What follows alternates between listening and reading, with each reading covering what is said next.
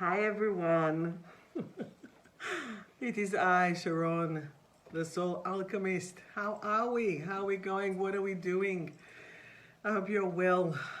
Today I have to say thank you for my beautiful daughter for the beautiful makeup that she did for me. I said if I'm already going to be master, I might as well just work on my eyes, right? And the eyes are the mirror of the soul. So how are we going? Today, the clinic.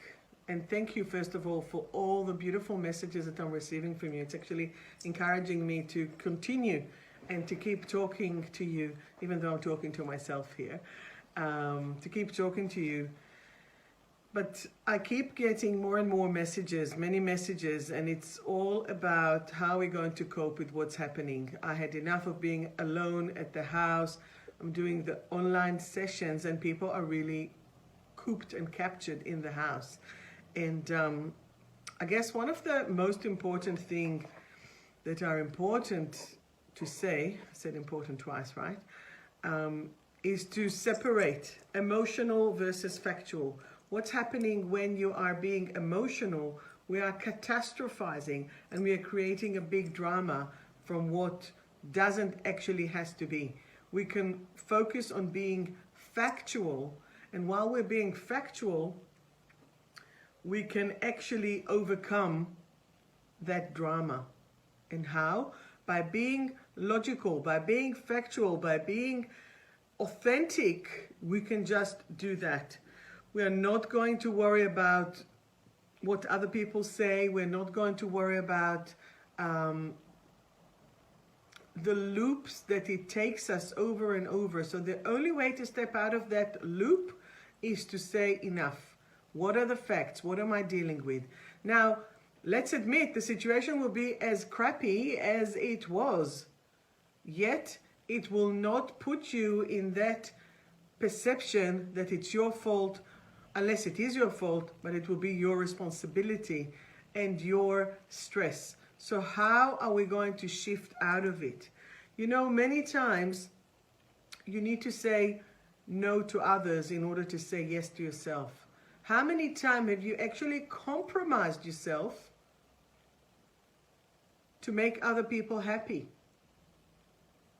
Now, if it doesn't take too much or it doesn't harm you, it's fine. Sure, I love making people happy. And I don't mind to drive a little bit extra or to do something or to pick up something along, not a problem. However, when doing this is actually, let's say, making you be late to your own flight, to your own appointment, to your own something, then it's not right. Unless it's life and death. So again, maybe I can refer you to a chapter of my book, Rescuer versus Supporter. And to the chapter of boundaries. What are the boundaries that you are going to put? Let me grab one of my books, happen to have here. I'm joking, always have my book with me. The chapter of Rescuer versus Supporter, or the chapter of self-acceptance and love your inner child. So today, in the few sessions that I had, there was one common feature. Go back to the core of the trauma. And most likely, it will be early childhood. And why is that? Because the early childhood is when you have actually created that first impression that most likely will lead to that terrifying belief system. So you're going to the core to clear it. The problem is when that child drives that bus. And if you're 30, 40, 50, that little child will still drive the bus. And that is where you need to take responsibility. So you, as the adult, must take the responsibility to help and to release that child from its supposedly perception that it's their responsibility. If you were 6 and your parents divorced, it is not your fault. It's not even your responsibility. If you were 6 and you saw your father or your mother having a big fight, I wanted to say your father hitting your mother, because that's what I've heard today. It is still not your responsibility or your fault.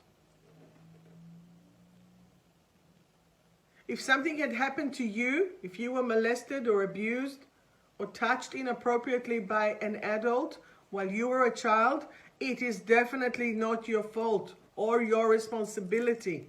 Stop taking other people's dumping their own crap on you as your responsibility. It is not yours.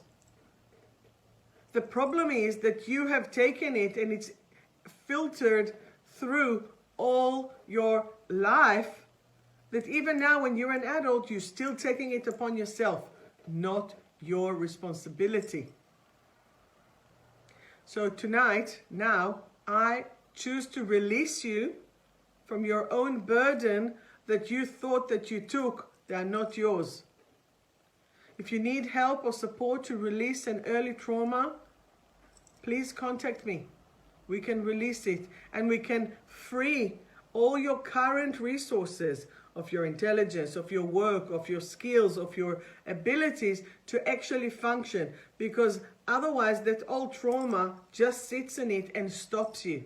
So we need to break it free, love that little trauma, love it, support it, accept it, acknowledge it, release it, so that you can bloom and be the powerful person that you are. I'm here for you, always. I will always answer when I can or as soon as I can, and I promise to be there for you. Sending you love and light. And just remember to be strong. Remember, saying no to others is saying yes to yourself in many occasions. And don't let other people dump their crap on you.